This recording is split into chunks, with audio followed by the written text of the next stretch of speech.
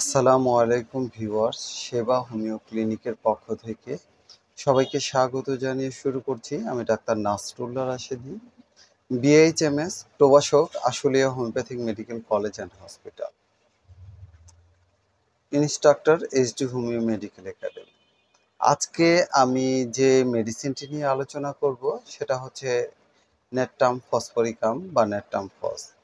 এটা ডিএইচএমএস দ্বিতীয় বর্ষের একটি মেডিসিন, বায়োকেমিক মেডিসিন। বায়োকেমিক পাশাপাশি হোমিওপ্যাথি উভয়ই ব্যবহার হয়। এই মেডিসিনটি হোমিওপ্যাথিতেও যেমন ব্যবহৃত হয়, বিশেষ করে বায়োকেমিকে এই মেডিসিনটি অনেক বেশি ব্যবহৃত হয়ে থাকে। এই মেডিসিনটি বায়োকেমিক ওষুধ ব্যবহার করেছেন অথচ এই মেডিসিনটি ব্যবহার করেননি এরকম ডাক্তার খুঁজে পাওয়া যাবে না। তো এই মেডিসিন সম্পর্কেই আলোচনা করব। চলে যাই মূল আলোচনায়। নেটটাম ফসফরিকাম এই মেডিসিনটির যদি আমরা সাধারণ নাম ধরি তাহলে এটা ফসফেট অফ সোডা, আর ভিন্ন নাম যেটা সোডিয়াম ফসফেট, সংক্ষিপ্ত নাম নেটটাম ফস বা এনপি লিখে থাকে। এই মেডিসিনের ক্রিয়াস্থান যদি ধরি, দেহ মানে সমগ্র দেহেই কাজ করে, বিশেষ করে রক্ত, স্নায়ু, পেশি, অস্থি, মস্তিষ্ক, ফুসফুস, পরিপাকতন্ত্র, এক কথায় সকল যন্ত্রের উপরই এই মেডিসিনের ব্যাপক ক্রিয়া রয়েছে এবং ব্যাপকভাবে কাজ করে থাকে। যে প্রথমে পিকুলারিটির কথাই বলি, যে এই মেডিসিনের বিশেষ কিছু রোগের উপরে কাজ করে। তার মধ্যে একটা হচ্ছে যে কোনো পীড়া যদি তার সাথে অম্ল থাকে বা গ্যাসের প্রবণতা থাকে তাহলে এই মেডিসিনটি অনেক ভালো কাজ করে। এবং বিশেষ করে কৃমিজনিত রোগের ক্ষেত্রে এই মেডিসিনটি একটা মহা ওষুধ হিসেবে কাজ করে থাকে। এই দুটো বিষয় যে কোনো রোগের সাথে দেখা যাচ্ছে যে বিশেষ করে অম্লতা বা অ্যাসিডিটির যে লক্ষণ, এই লক্ষণটা খুঁজে পাওয়া যায়। যদি মানসিক লক্ষণের কথা বলি, উদ্বেগ, উৎকণ্ঠা, উত্তেজিত, রাত্রি ভয় পায়, তারপরে নিদ্রা ভেঙে যায়, ভেঙে গিয়ে ঘরের আসবাবপত্র মানুষ বলে মনে করে, এরকম একটা অবস্থা যে যে কোনো জিনিস যদি দেখে সে মনে করে যে এটা একটা মানুষ। প্রতি নিদ্রা ভঙ্গের পর মাথার বেদনা হয় এবং দেখা যায় পাকস্থলীর বিশৃঙ্খলা এবং অম্লত্ব দেখা দেয়। যে সকল রোগে অম্ল বমন বা মুখে বমন, মুখে পানি ওঠা, বুকে জ্বালা পোড়া, এমনকি স্রাব এবং ঘামে দেখা যাচ্ছে যে অম্ল গন্ধ থাকে, সেই ক্ষেত্রে এই মেডিসিনটি অত্যন্ত উপযোগী একটি মেডিসিন। এর সকল স্রাবই হরিদ্রা বর্ণের বা স্বরের ন্যায়, কোনো স্থানে ক্ষতের উপর মামড়ি পড়লে ইহা বর্ণ সাধারণত সোনালী বা স্বর্ণের বর্ণ ধারণ করে। জিহ্বার গোড়ার দিকে হলুদ বর্ণের একটা প্রলেপ থাকে।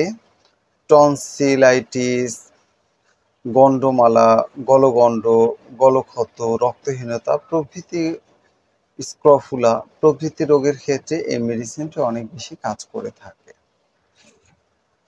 এই মেডিসিনের যদি শিশু চিত্রের কথা ধরি তাহলে শিশুদের অধিকাংশ ক্ষেত্রেই দেখা যায় যে এদের কৃমি হওয়ার প্রবণতাটা বেশি থাকে।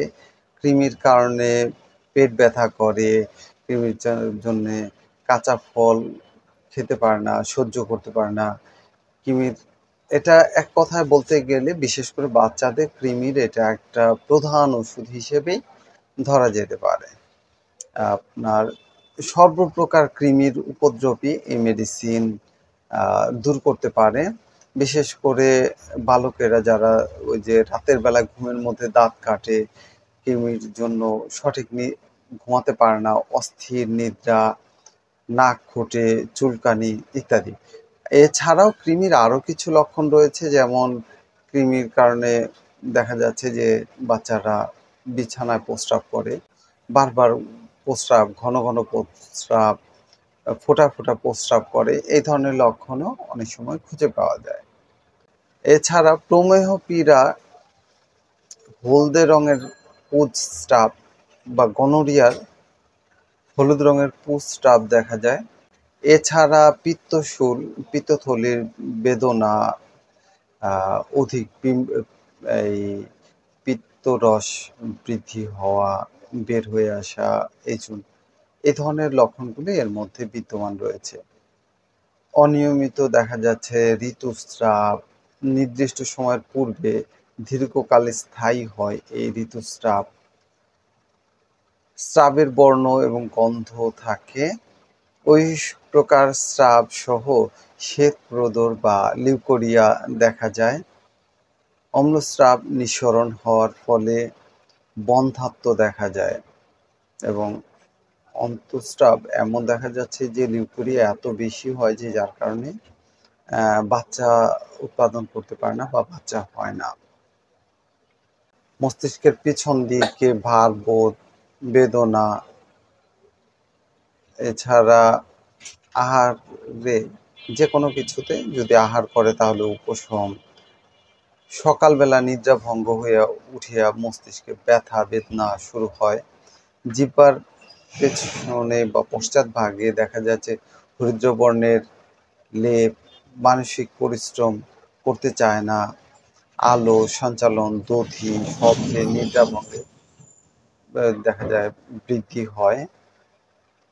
চক্ষু পীড়ার কথা যদি ধরি তাহলে চোখের মধ্যে হরিদ্রবর্ণের পিছুটি পড়ে, পড়াশোনা করার সময় চোখে ব্যথা বেদনা দেখা দেয়। কৃমিজনিত কারণে টেরা দৃষ্টি সঠিক হয় না।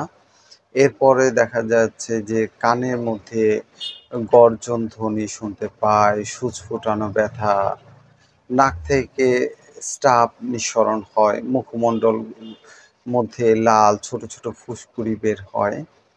এরপরে দাঁত দেখা যায়, নিদ্রাকালীন শিশুদের দাঁত কড়মড় করে, কৃমিজনিত কারণে এই অবস্থা তৈরি হয়। দাঁত উঠিবার সময় পাকস্থলীতে নানা প্রকার রোগ দেখা যায়, বিশেষ করে ছোট বাচ্চা যখন দাঁত উঠে তখন পেটের বিভিন্ন উদারাময়, পেট ব্যথা ইত্যাদি লক্ষণ দেখা যায়। পাকস্থলী একটা বড়, এই মেডিসিনের একটা বড় স্থান হচ্ছে পাকস্থলী। অম্ল উদ্গার, মুখে অম্ল পানি ওঠা, অম্ল আসা, বুক জ্বালা করা, অম্ল লক্ষণ সহ যে কোনো প্রকার অজীর্ণ পীড়া। অম্ল বলতে অ্যাসিডিটি তার মধ্যে অনেক বেশি দেখা যায়। অ্যাসিডিটির কারণেই বিভিন্ন অবস্থা তৈরি হয়। খাওয়া দাওয়া বা আহারের 2 ঘন্টা পরে পেট ব্যথা, টক ঢেকুর উঠে, কৃমিজনিত পাকস্থলীতে বেদনা, পিত্তের অভাবজনিত তৈলাক্ত দ্রব্য হজম করতে রোগীর অসুবিধা হয়। শিশুদের পেট সহ সবুজ বর্ণের তরল বাহ্য ছানার ন্যায় জমাট দুগ্ধ বমন করে এবং বমির সাথে দেখা যাচ্ছে অম্ল বমি করে বা পিত্তরস থাকে। অম্ল এবং কৃমিবশত শিশুদের পেট কামড়ানি, পেট ফাঁপা ইত্যাদি লক্ষণ দেখা দেয়। পেটে দেখা যায় মল অম্ল গন্ধ বিশিষ্ট সবুজ এবং হলুদ বর্ণের, পানিবৎ মলেও দানা পদার্থ দেখা যায়। এই মেডিসিনটি বিশেষ করে পুং জননেন্দ্রিয়ের ক্ষেত্রে দেখা যাচ্ছে যে প্রমেহ পীড়ার একটা শ্রেষ্ঠতম ঔষধ এটাকে বলা যেতে পারে। এছাড়া শুক্রক্ষরণ, স্বপ্নদোষের ক্ষেত্রেও খুব ভালো কাজ করে। আর যাদের বিশেষ করে শুক্র তারল্য হয়ে যায় যার কারণে স্টেরিলিটি বা বন্ধ্যত্ব দেখা দেয়, এদের ক্ষেত্রে ন্যাটামফসটা খুব ভালো কাজ করে। চর্মপীড়ার ক্ষেত্রেও দেখা যায় হলদে পানির রং বা মধুর ন্যায় রং বিশিষ্ট একজিমা, স্বর্ণের ন্যায় হলদে বর্ণের মামড়ি পড়ে, মস্তকে দাগ দেখা যায়, টিস্যুগুলো ক্ষয়প্রাপ্ত হয়, গণ্ডমালা ধাতুগ্রস্ত, মরফিয়া সেবনের প্রবল ইচ্ছা দেখা দেয় কৃমি, যৌন অত্যাচার হেতু মৃগী রোগ এপিলেপসি দেখা দেয়। বিশেষ করে কৃমির কারণে বিভিন্ন রোগ দেখা দিলে এই মেডিসিনটি অনেক বেশি ব্যবহৃত হয়ে থাকে।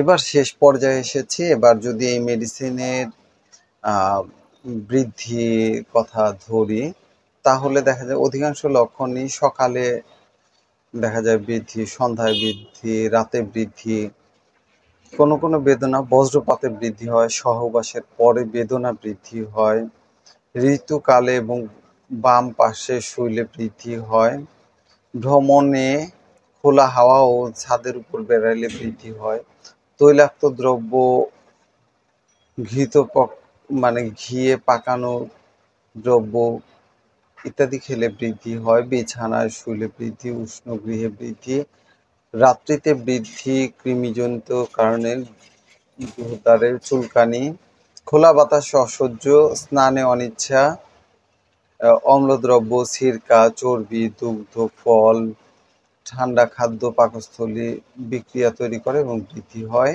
এই সমস্ত খাবার খেলে জ্বর লক্ষণে বৈকালে বৃদ্ধি, হ্রাস সাধারণত আহারের পর রোগের লক্ষণ হ্রাস পায়, কম্পন এবং হৃদকম্পন স্বভাবে থাকলে হৃৎপিণ্ডের বেদনা হ্রাস পায়। এবং এবার সর্বশেষ এই মেডিসিনের কিছু শক্তি বা মাত্রার কথা বলছি। এই শক্তি বা মাত্রা বলতে এটাই বোঝাচ্ছি, নির্দিষ্ট কিছু রোগের ক্ষেত্রে বিশেষ কিছু শক্তি খুব ভালো কাজ করে। যেমন কৃমিজনিত কারণে 2x 3x এই মেডিসিনের এই পাওয়ারটা ভালো কাজ করে। সদ্য প্রসূত শিশুদের চোখ ওঠার ক্ষেত্রে 12x ভালো কাজ করে। স্ক্রোফালাজনিত চক্ষু প্রদাহে 200x ভালো কাজ করে। চক্ষুর পিছুটিতে 6x ভালো কাজ করে। শিশুদের অম্লবমি হলে 3x ভালো কাজ করে। কমলা বা জন্ডিস রোগের ক্ষেত্রে 1x ভালো কাজ করে। তরুণ অম্লপীড়ায় দেখা যাচ্ছে 3x ভালো কাজ করে। পুরাতন অম্লপীড়া বা অজীর্ণ রোগে 12x। ছোট শিশুদের দুর্দমনীয় কোষ্ঠবদ্ধতায় 1x বিচূর্ণ খুব ভালো কাজ করে। খাবার বা দুধের সঙ্গে মিশিয়ে ব্যবহার করা যেতে পারে। ক্ষুধা বৃদ্ধির জন্য 12x বা 30x খুব ভালো কাজ করে। গনোরিয়া রোগের তরুণ অবস্থায় 6x, পুরাতন অবস্থায় 200x ভালো কাজ করে। শুক্র তারল্যর ক্ষেত্রে 60x এই পাওয়ারটা বিশেষভাবে কাজ করে। এছাড়া সচরাচর 6x এবং 12x এই মেডিসিনে বেশি ব্যবহৃত হয়ে থাকে। গ্রীষ্মকালীন উদারাময়ের এই মেডিসিনটি কিন্তু একটি প্রধান ওষুধ। প্রথম থেকে শেষ পর্যন্ত আমার সাথে থাকার জন্য ধন্যবাদ। সবার সুস্বাস্থ্য কামনা করি। সবাইকে বলি আল্লাহর হুকুম আহকাম মেনে চলবেন, 5 ওয়াক্ত নামাজ পড়বেন এবং আল্লাহর যত হুকুম আহকাম মেনে চলতে চেষ্টা করবেন। সবার আমার ভিডিওটি ভালো লাগলে এই ভিডিওটি সাবস্ক্রাইব করবেন, বেল আইকনটি প্রেস করে দিবেন, বন্ধু বান্ধবদের মাঝে শেয়ার করে দিবেন, আর কমেন্ট করে জানাবেন। আপনাদের যদি জানার কোনো ইচ্ছা থাকে বা কোনো রোগ সম্পর্কে বা কোনো মেডিসিন সম্পর্কে, তাহলে অবশ্যই কমেন্ট করে জানাবেন। ভালো বা মন্দ যাই লাগুক, গঠনমূলক মন্তব্য আমরা সাদরে গ্রহণ করব। আজ আর কথা না বাড়িয়ে এখানে শেষ করছি। আমি ডাক্তার নাসরুল্লাহ রাশেদী। আসসালামু আলাইকুম ওয়া রাহমাতুল্লাহি ওয়া বারাকাতুহু।